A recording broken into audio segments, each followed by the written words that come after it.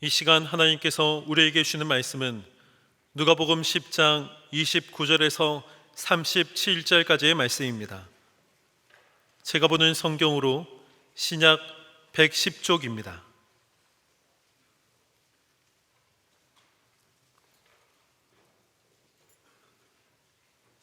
하나님의 말씀을 봉독하겠습니다. 그 사람이 자기를 옳게 보이려고 예수께 여짜오되 그러면 내 이웃이 누구니이까? 예수께서 대답하여 이르시되 어떤 사람이 예루살렘에서 여리고로 내려가다가 강도를 만나매 강도들이 그 옷을 벗기고 때려 거의 죽은 것을 버리고 갔더라.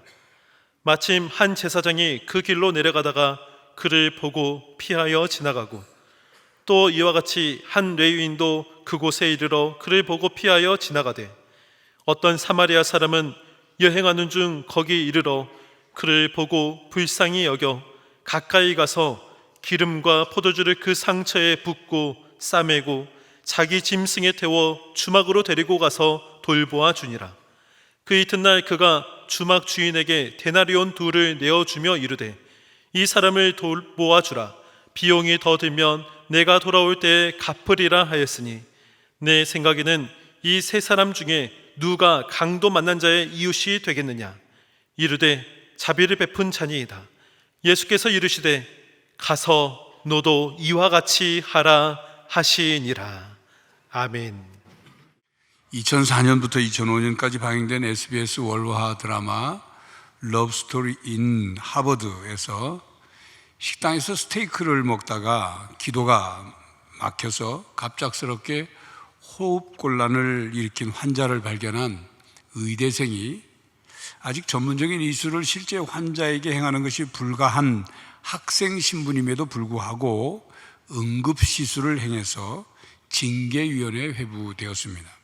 이때 법대생 김현우가 선한 사마리아인 법을 들며 그 의대생을 구하는 장면이 있었습니다.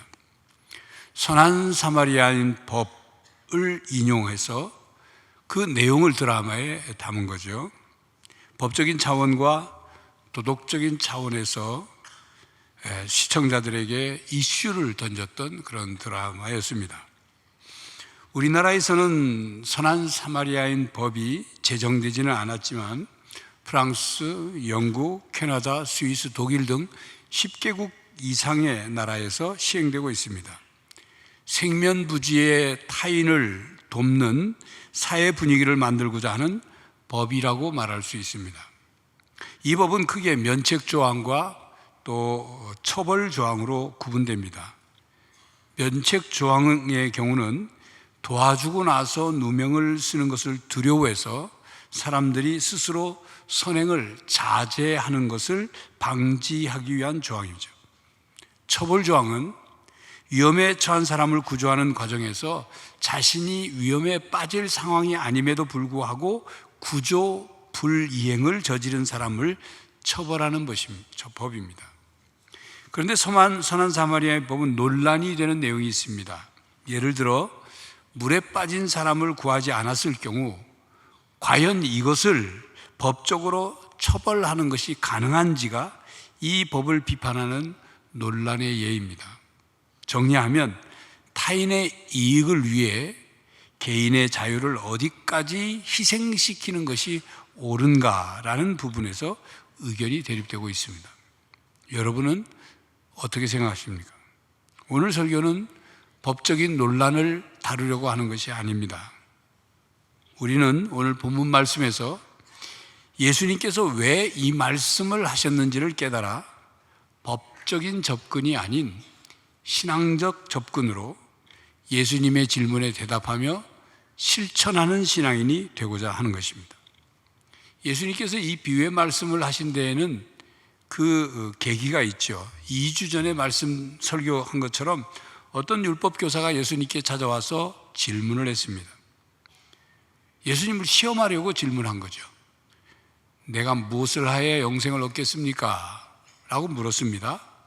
예수님은 그 율법 교사를 향해서 네가 구약 율법을 어떻게 무엇이라고 기억되었느냐, 그리고 어떻게 그것을 읽었느냐 라고 물었습니다.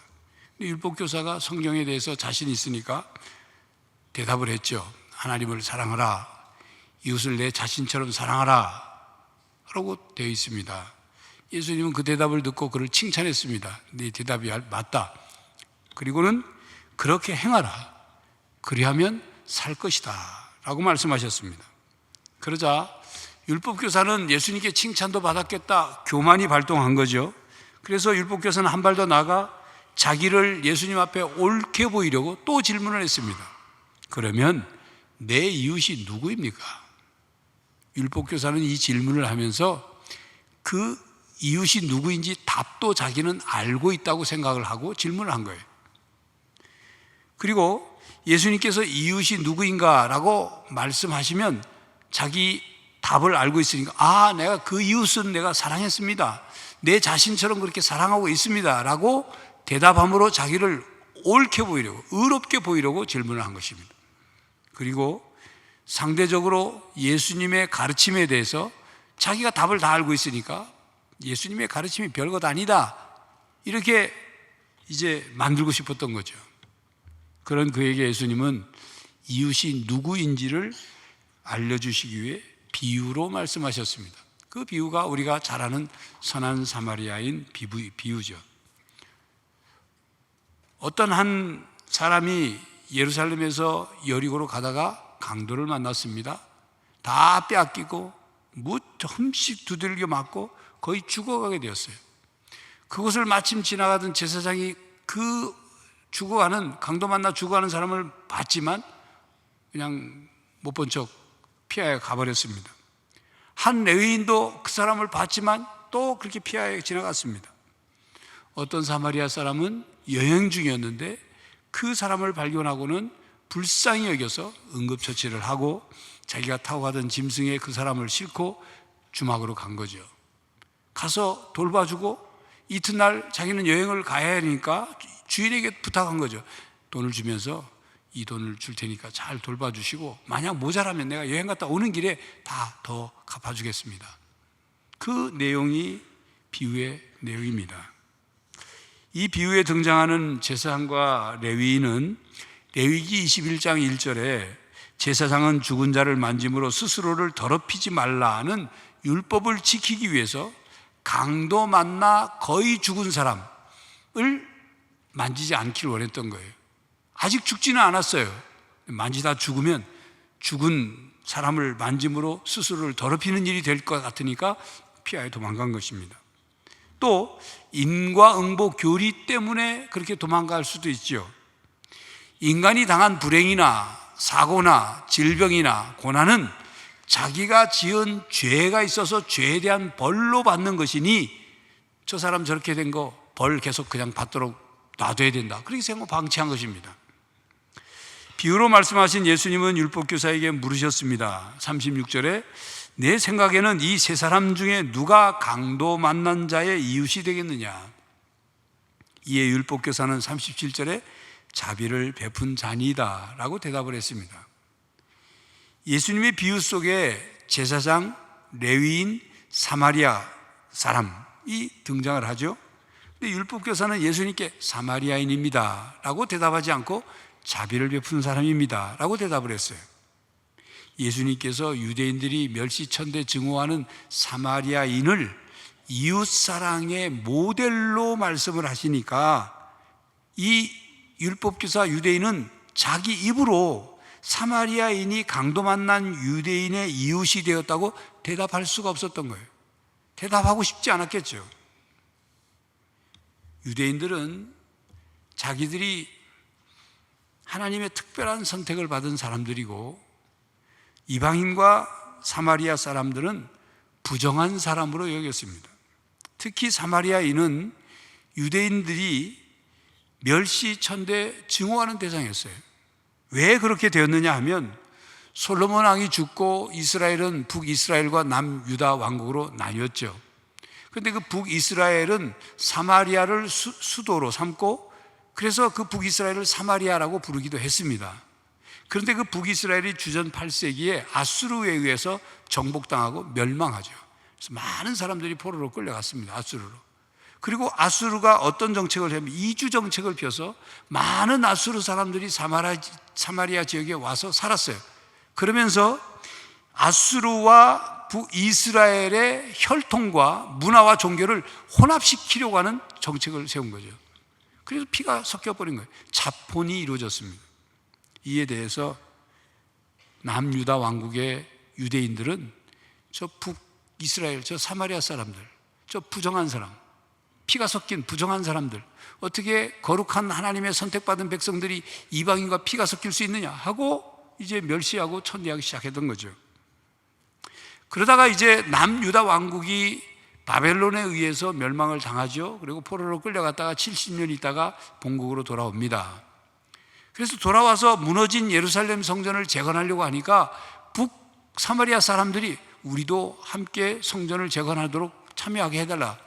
그랬더니 남쪽 유다 사람들이 너희들 부정한 사람들이 어디 예루살렘 성전을 같이 하냐, 너희들 안 된다, 거절했어요. 이에 대한 적개심이 발동을 하니까 사마리아 사람들이 예루살렘 성전을 건축하는데 방해하고 공격하고 막 무너뜨리려고 하고 그렇게 된 겁니다. 그러니까 사이가 점점 벌어지기 시작한 거죠. 그러자 북이스라엘 사람들이 우리는 그럼 그리심산에다 성전 짓는다 하고 그리심산에 성전을 지었어요.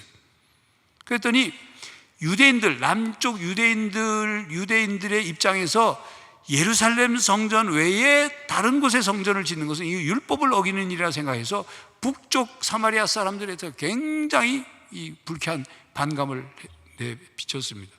이렇게 관계가 점점 더 대립되고 악화된 거죠.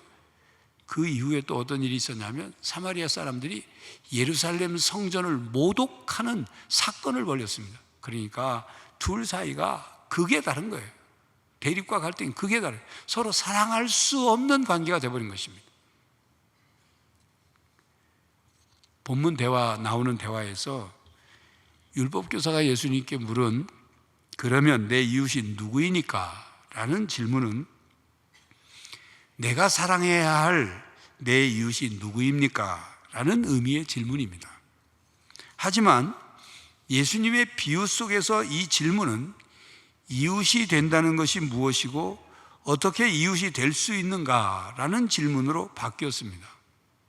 그리고 예수님께서 율법교사에 네 생각에는 이 세 사람 중에 누가 강도 만난 자의 이웃이 되겠느냐고 물으신 질문은 너는 사랑받아야 할 사람, 돌봐줘야 할 사람, 긍휼히 여기며 자비를 베풀어줘야 할 사람에게 이웃이 되어주고 있느냐라고 물으시는 질문입니다. 그리고 사랑받아야 할 사람에게 이웃이 되어주고 있는가라는 질문으로 결말을 이끌고 있는 거예요. 그리고 율법교사에게 이렇게 말씀하셨죠. 가서 너도 이와 같이 하라. 예수님은 율법교사에게 유대인과 적대 관계에 있는 부정한 사마리아 사람을 이웃으로 받아들이도록 도전한 겁니다. 당시 유대인들은 이웃에 대한 경계를 유대인에 한정지어서 정해놓고 이웃사랑을 실천했어요. 같은 유대인이라 할지라도 죄인이라고 판단이 되면 이웃사랑의 대상에서 제외시켜버렸어요.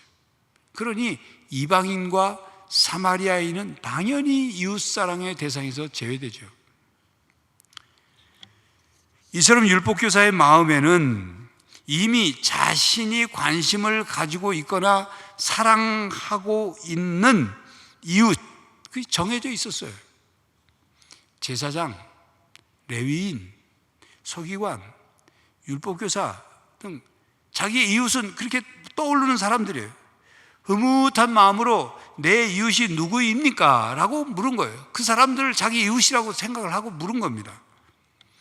그렇게 그는 자신이 사랑할 만한 사람만 사랑하였고 사랑하지 말아야 할 사람을 정해놓았고 그리고 자기들끼리 이웃사랑을 실천하고 있었습니다. 예수님께서 비유로 말씀하시면서 질문하신 의미는 이웃의 범위에 대한 예수님의 대답이 담긴 질문입니다. 율법 교사뿐만 아니라 말씀을 읽고 듣는 우리들에게 주시는 가르침은 자신이 생각한 규정과 범위를 정해서 이웃을 사랑하는 것은 온전한 사랑이 아니다라는 가르침입니다. 예수님은 강도 만난 유대인을 돌보아준 사마리아인의 비유를 통해 적대적인 이방인도 이웃의 범위에 포함하도록 가르치신 것입니다. 여러분, 사마리아인에게 있어서 유대인은 자신들을 무시하는 원수와 같은 존재예요. 또 사마리아인은 유대인에게 은혜를 입은 것이 없습니다. 관계가 그렇게 안 좋으니까. 그러나 사마리아인은 강도 만난 유대인을 돌봐주면서 어떤 보답을 바라고 그렇게 돌봐준 게 아니에요. 단지 매맞고 죽어가는 사람을 불쌍히 여겨서 그를 사랑한 것입니다. 이런 이웃사랑은 율법이 명하는 이웃사랑을 더욱 고양하고 온전케 하는 것입니다. 예수님은 바로 이와 같이 율법을 폐지하는 것이 아니라 율법을 완성하러 오신 것입니다. 그렇습니다. 이웃사랑은 사랑받을 만한 자에 대한 사랑이 아닙니다. 사랑받았기 때문에 받은 사랑을 돌려주고자 하는 그런 보답하는 차원도 아닙니다.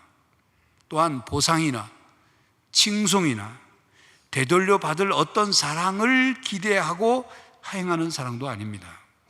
사실 이웃사랑은 지식과 이해력이 필요한 것이 아닙니다. 이웃사랑은 우리가 몰라서 이웃사랑을 못했네, 이해가 되지 않아서 이웃사랑을 못했네, 이렇게 말할 수 있는 게 아니에요. 이웃사랑은 행함의 문제이며 실천의 문제입니다. 작은 이웃사랑이냐 큰 이웃사랑이냐가 중요한 게 아니라 작은 이웃사랑이든 큰 이웃사랑이든 그것을 실천하느냐 하지 않느냐가 중요한 거예요. 우리는 할 수 있는 매우 작은 이웃사랑도 못하는 경우들이 있어요. 아무리 거리나 위치상으로 옆집 앞집이라서 우리에게 이웃이라고 말하는 그 사람들, 문을 열고 나가면서 얼굴을 맞이하게 되는 그런 사람들이지만 인사조차 건네지 않는 그런 경우도 있어요. 이웃이라고 하면서 주차 문제로 시비 걸고 다투고 하는 경우가 있어요. 층간소음 때문에 서로 죽일 듯 싸우면서 이웃이 아니라 원수가 되는 사람들이 있어요.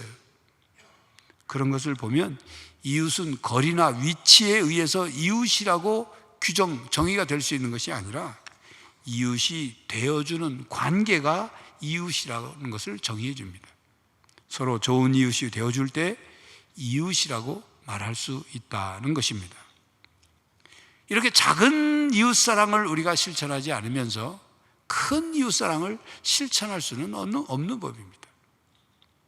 주님이 물으시죠. 네 생각에는 이 세 사람 중 누가 강도 만난 자의 이웃이 되겠느냐.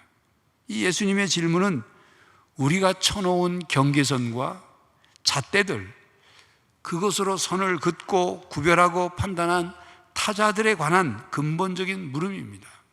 이웃을 네가 정하는 것이 아니며 네가 좋아하는 사람만 이웃으로 삼지 말라는 뜻입니다.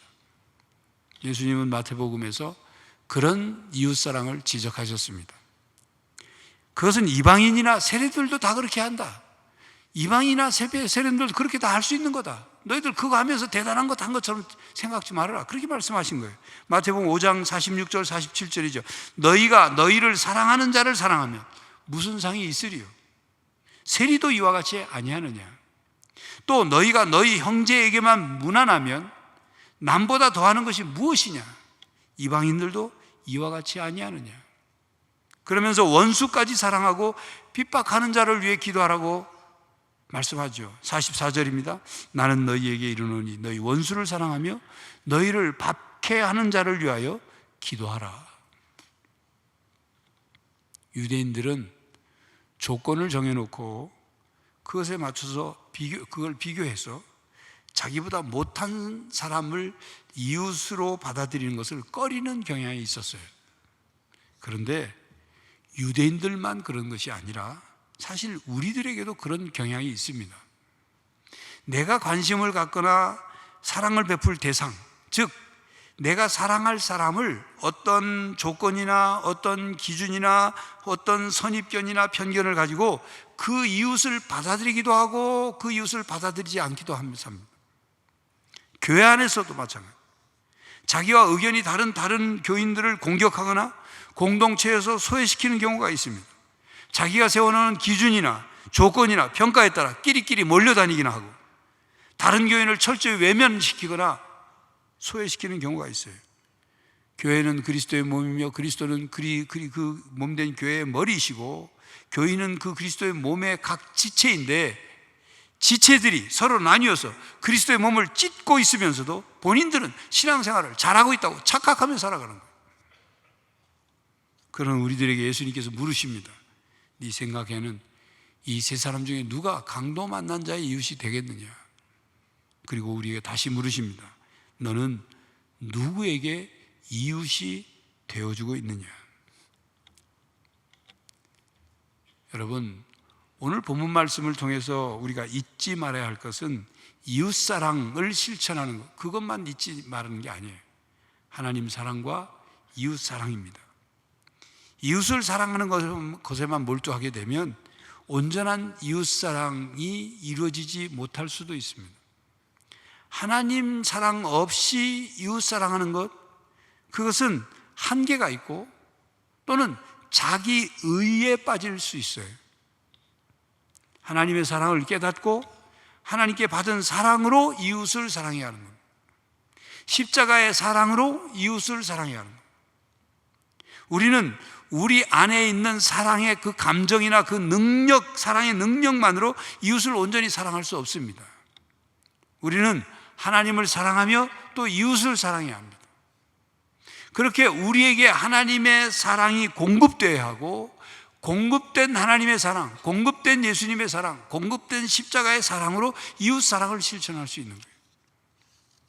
여러분, 우리는 강도와 같은 사탄에게 다 빼앗기고 죽게 된 사람들입니다. 예수님은 죄로 말미암아 원수된, 예수님과 우리가 원수된 우리들이지만 우리를 사랑하셨어요. 우리를 구원하시기 위해서 생명을 내주셨어요. 우리를 강도 만난 자와 같은 우리를 위해서 모든 것을 내어주셨어요. 그러므로 우리 또한 예수님을 본받아야 합니다. 예수님의 사랑을 받았으니 가서 너도 이와 같이 하라는 말씀을 듣고 순종해야 하는 것입니다.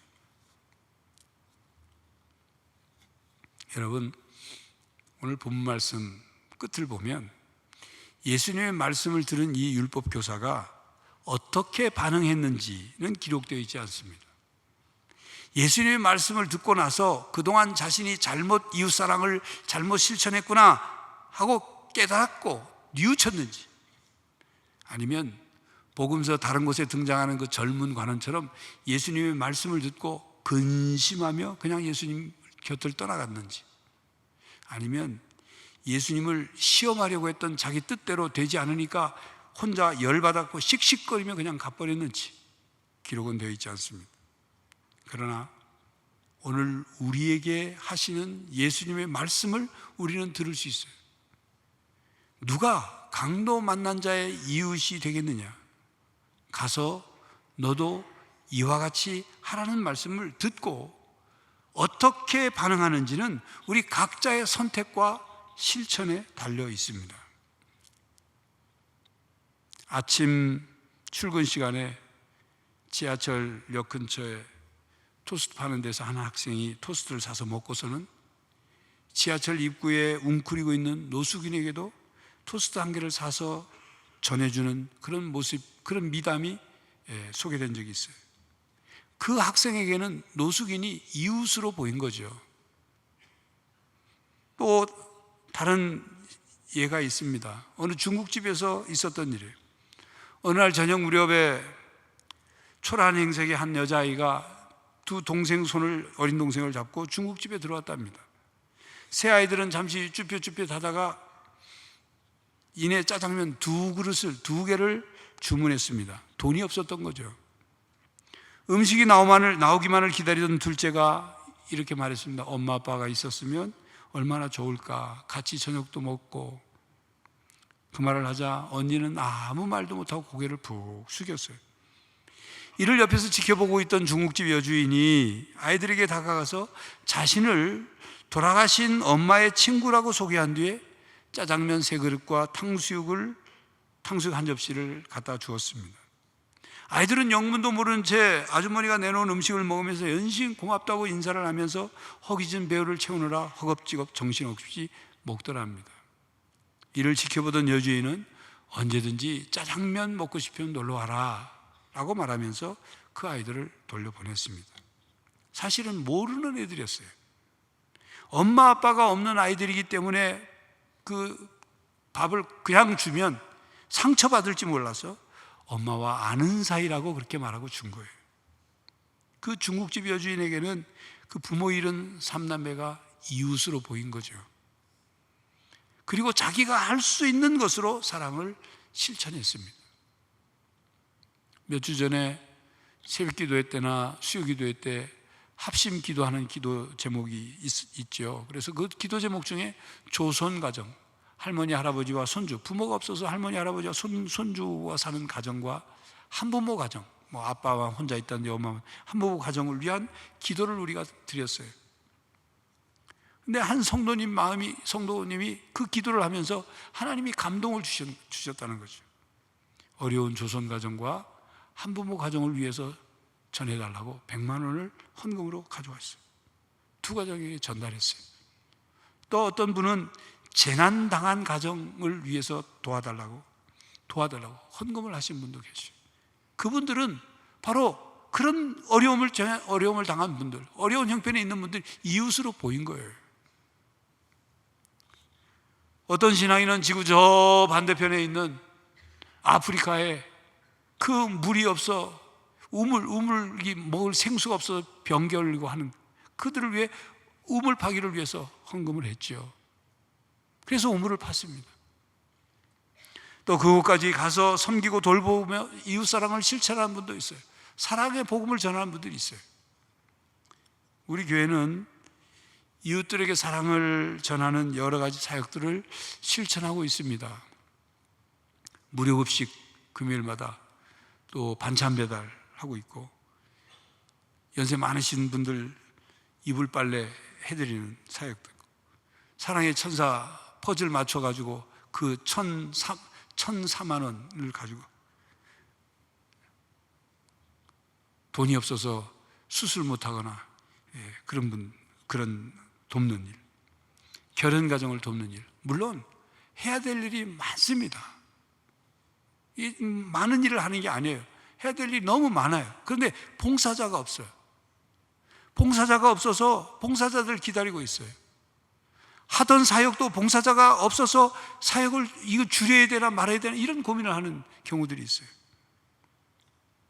여러분, 직접 시간을 내서 봉사를 못하거나 직접 본인이 찾아가서 이웃을 위해서 사랑을 실천을 못하거나 혹은 물질이 경제적으로 어려워서 어떤 물질로 구제할 수 없더라도 강도 만난 것과 같은 처지에 있는 이웃을 위해 할 수 있는 게 있어요. 그들을 위해 중보기도 하는 거예요. 그건 돈 드는 것도 아니잖아요. 시간을 막 몇 시간씩 기도해야 되는 것도 아니잖아요. 마음이 없는 것이지 이웃사랑을 실천할 수 있다 그 말입니다.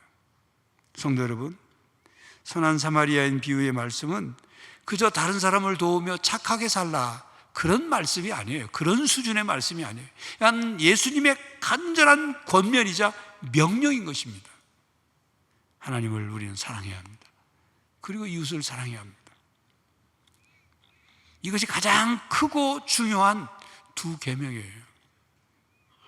이웃사랑을 실천해서 이웃에게 선한 영향력을 끼치고 그들을 도와주고 그래서 세상의 희망이 되는 성도들이 되시기를 간절히 바랍니다. 기도하겠습니다. 하나님, 우리의 눈을 열어 이웃을 보게 하시고 우리가 쳐놓은 울타리를 허물게 해주시고 주님의 십자가의 사랑이 우리의 마음속에 가득 채워져서 그 사랑으로 이웃을 바라보고 이웃에게 우리가 할 수 있는 그런 사랑을 실천하게 하여 주시옵소서. 그래서 이 세상을 어둡고 절망 속에 있는 이들이 이 세상에 희망이 있다는 것을 전해주고 보여주게 하여 주시옵소서. 예수 그리스도의 이름으로 기도하옵나이다. 아멘. 성도 여러분, 하나님을 사랑하십시오. 이웃을 사랑하십시오. 선한 이웃을 기다리는 사람들이 있습니다.